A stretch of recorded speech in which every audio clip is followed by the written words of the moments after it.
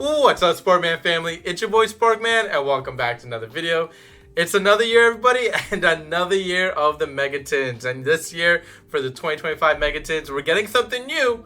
It's Starlights, baby. Starlights are going to be returning, obviously, after Alliance Insight, in Battles of Legend, and now, yes, in the tins, as we suspected. As you know, we saw the trajectory of where this was going.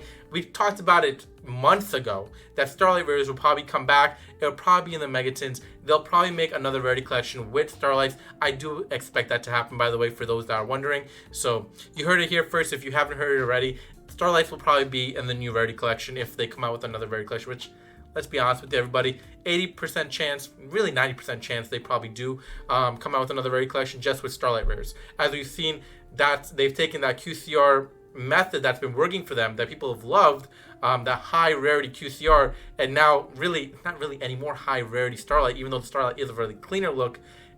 The Starlights have now been devaluated by doing this as well, giving easy accessibility to that rarity. Now, listen, everybody, I've come to terms with the aspect that trying to get high rarity in this game and trying to collect or even try to buy an expensive card is no longer there, right? Because everything gets reprinted and reprinted and reprinted and reprinted into the next high rarity, into that high rarity, into this high rarity. Nothing's really special anymore, and I understand that. So when I talk about collecting, collection goals in general, I look back way in the past at this point because I don't collect anymore for this current, landscape. There's no real collection value there to be had. I mean, obviously you'll see prices fluctuate here and there, and we do talk about it in Market Watch. Prices will always fluctuate with certain cards. Things will get bought out, things will get low listings, things will happen.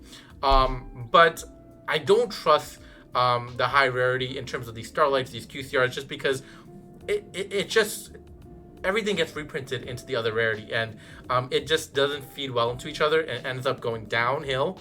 And we've seen that from Starlights to QCRs, and now probably from QCRs to Starlights, with Starlights now returning as well. Now, what I will say is that, after years of talking about high rarity and all these different things, like I said, I've come to terms that that is not what it is anymore, and these products are just made for accessibility, and I've come to grips and terms that that is what this is, and that's what Konami is trying to do, and they've seen the capitalization of how many people love the QCRs, and that is why they're implementing the Starlights now into that same fashion in these Megatins. Now, last year's Megatins technically did really well. If we actually look at the numbers compared to previous years, the Megatin succeeded, and that is why they're keeping the same method going into this year, because of how much success they saw with last year's Megatins, right? A QCR in every pack, lots of great cards, and I expect lots of great cards to be in 2025 Megatins, right? Things that did not get printed in Stampede, right? We saw the Stardust Cypher card not in Stampede, for example. That's probably going to be in this.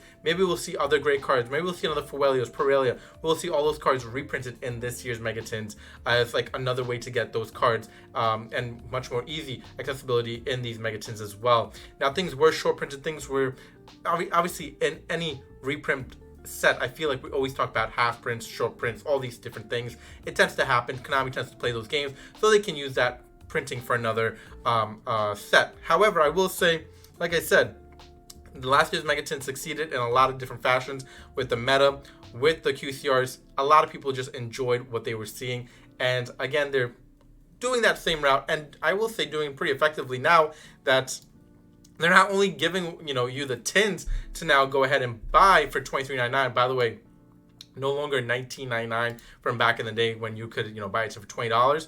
They've increased it now for just $24. I think it's because of the Starlight Rare. The printing the Starlight Rare is going to be a little more expensive for them. Not really that expensive, but to them expensive. So they have to increase cost as well. And I think increased cost for a lot of different things going on right now with all the tariffs happening in the world. So I think we're going to see a lot of price increasing happen for just the packaging that they're looking to do. And I think that's why they're also doing it the mega pack bundle, as you can see below here, where they're just giving you just the mega packs without the tin. And I think they're accounting for a lot of those things accumulating in the market. So we have to also look at that happening in the future for Yu-Gi-Oh as well, where we'll see a lot of different aspects now in terms of packaging and all these things, kind of affecting the price points in a lot of different products coming out in the future. However, we always knew prices were going to increase for this game. No matter what time went on, prices increased. It's bound to happen. I expect it to happen throughout the year, next year, and even the following years. The game has not really slowed down. I mean, we haven't gotten a lot of new players compared to like games like Pokemon and other games, but the game is still alive, doing well, and people are still showing up to locals and big events. It's great to see that Konami.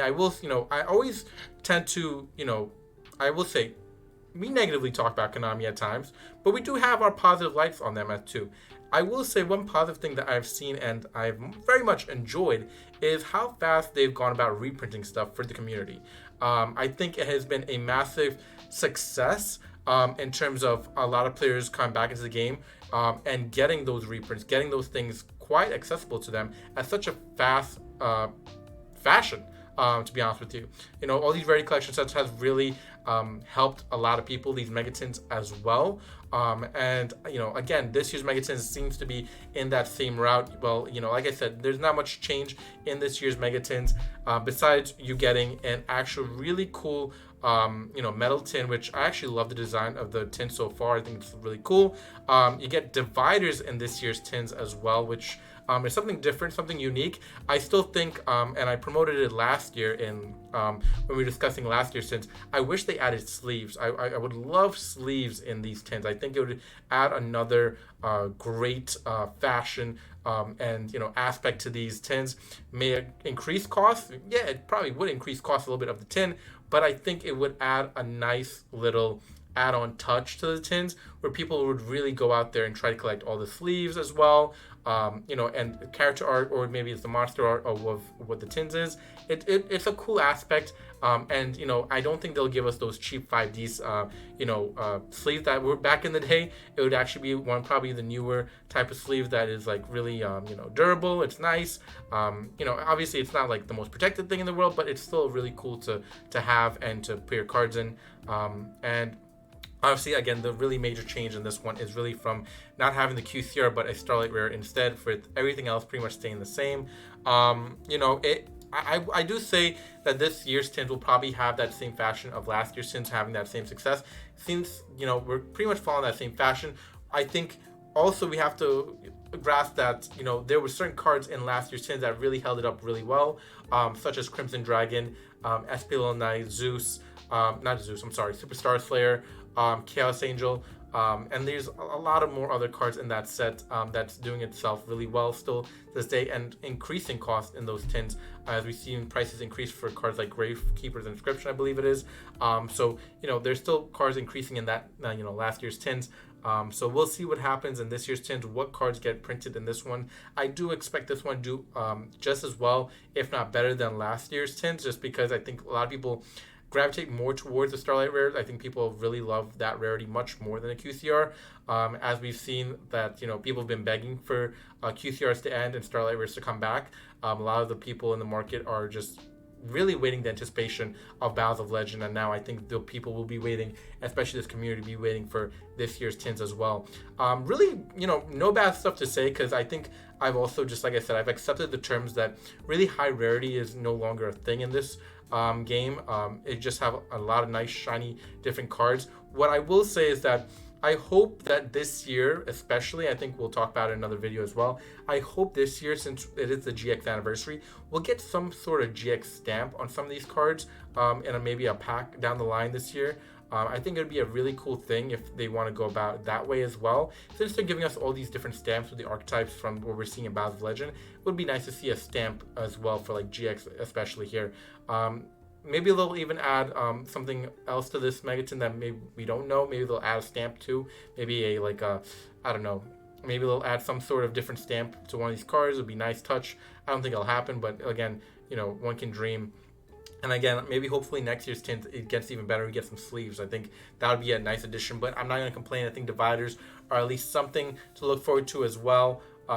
Again, let me know what you think in the comment section down below. What do you think about Starlight Rares returning, especially in this tin, especially with QCRs now being gone.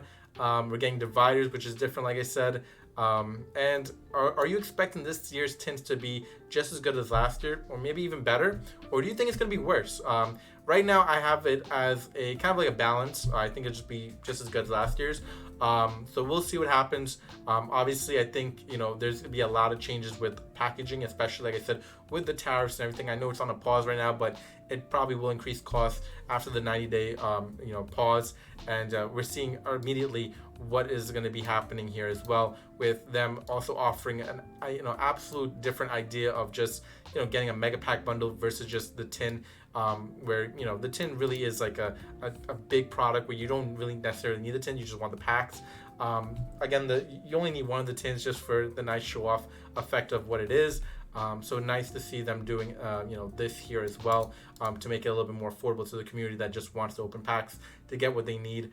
And like I said, these megatins usually offer really quick accessibility to things that are really expensive in the market. So it's going to be really nice for the player base and the community, especially the budget players, to get stuff they need to build their decks at locals, at big events. But all in all, great stuff. Looking forward to this year's tins. Love the artwork on the tins, especially.